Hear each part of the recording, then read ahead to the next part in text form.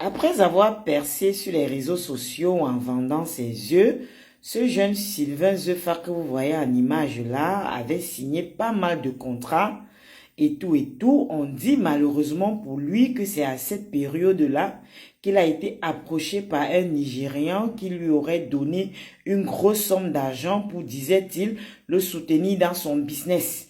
Il lui aurait également remis une bague, apparemment, d'après ce que lui avait dit le Nigérian, pour le protéger, afin que ses affaires puissent être bien gérées, voilà, pour le protéger du mauvais œil.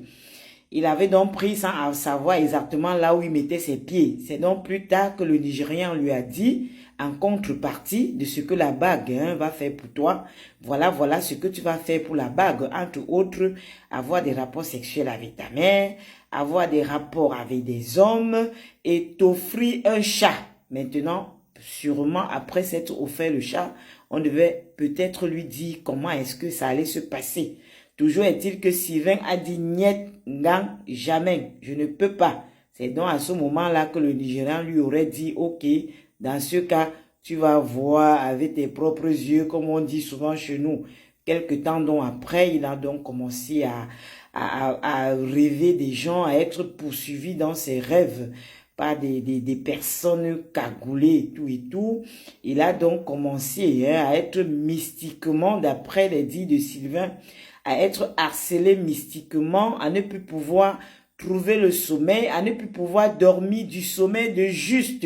Quand on vous dit que même le sommeil là, certaines personnes sur cette terre n'arrivent pas à dormir à cause de ce qu'ils font en journée. Voilà Sylvain qui n'arrivait plus à dormir. C'est donc pour ça qu'il criait au secours. J'ai besoin d'aide. Donnez-moi le numéro ou le nom d'un prêtre exorciste. Il s'est donc confessé hier du côté des PK10 dans une église là-bas.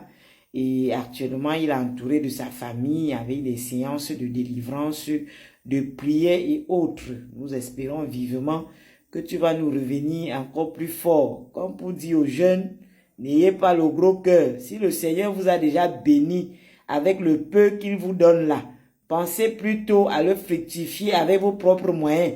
N'allez pas, c'est-à-dire ne cherchez pas à aller vite. Tu ne peux pas te lever, là, tu n'es l'héritier de personne. Ta mère n'était rien, ton père n'était rien. Et puis en 2 mois, tu vas acheter la houme comment? C'est pratiquement impossible. À moins que tu aies reçu un don de quelqu'un, tu ne peux pas. Donc on ne vous raconte pas les histoires. Et ceux qui viennent vers vous faire ce genre de propositions-là, demandez-leur souvent d'aller dans leur village. Commencez à distribuer ça là-bas, s'ils ont trop d'argent à distribuer. C'est même une affaire de quoi?